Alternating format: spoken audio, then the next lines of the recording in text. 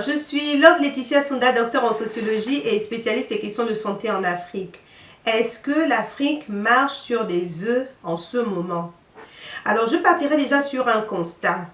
On a d'un côté les autorités africaines qui prennent des mesures de plus en plus restrictives et de l'autre côté, on a une population complètement décalée des attentes.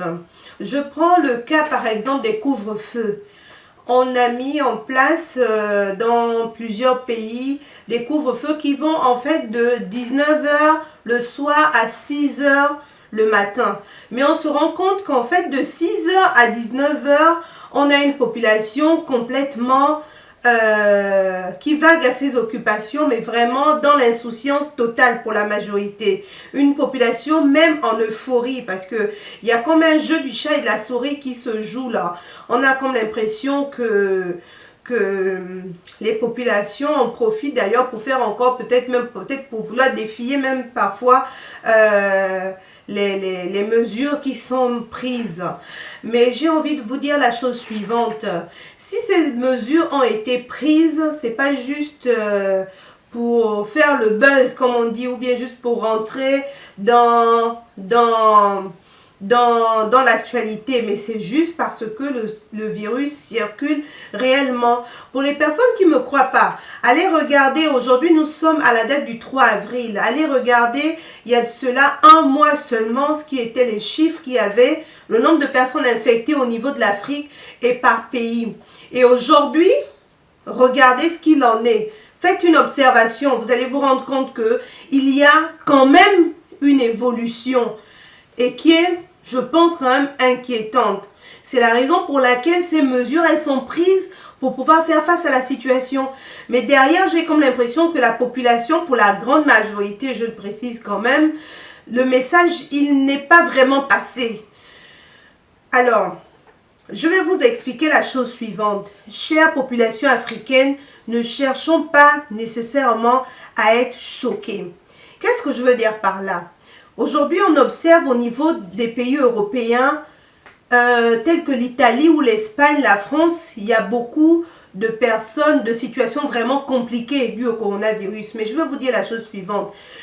Ils sont confrontés à un souci particulier. C'est qu'en fait, le coronavirus est capable d'infecter plusieurs centaines de personnes en même temps.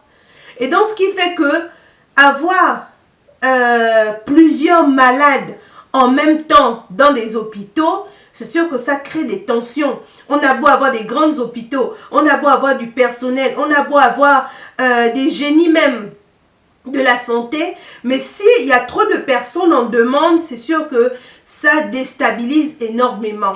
Et c'est ça surtout qu'il faut éviter. On peut avoir les meilleures préparations que l'on veut sur le plan médical ou ailleurs, mais si la demande est trop forte, là, ça va causer un gros souci. Et il y a de fortes chances qu'il y ait une probabilité de personnes qui succombent pendant ce temps-là. S'il faut, par exemple, renseignez-vous pour une personne qui rentre dans un hôpital et qui a besoin de soins suite à une crise de coronavirus, c'est en moyenne, au moins, je dis bien, une semaine d'hospitalisation. Cette personne immobilise une chambre, immobilise un lit, immobilise des respirateurs, immobilise plein d'autres matériels. Et imaginez qu'il y a une grosse demande autour du même matériel. Ça veut dire qu'il y a plusieurs personnes qui ont besoin aussi de ces soins-là en urgence. Vous comprenez que la situation peut très vite se dégrader. Alors, s'il vous plaît, respectez les consignes et ne privilégiez vos sorties que pour des choses vraiment utiles. Tant qu'on n'a pas encore trouvé vraiment des solutions face au coronavirus, je pense qu'il faut que tout un chacun d'entre nous soit conscient de la situation.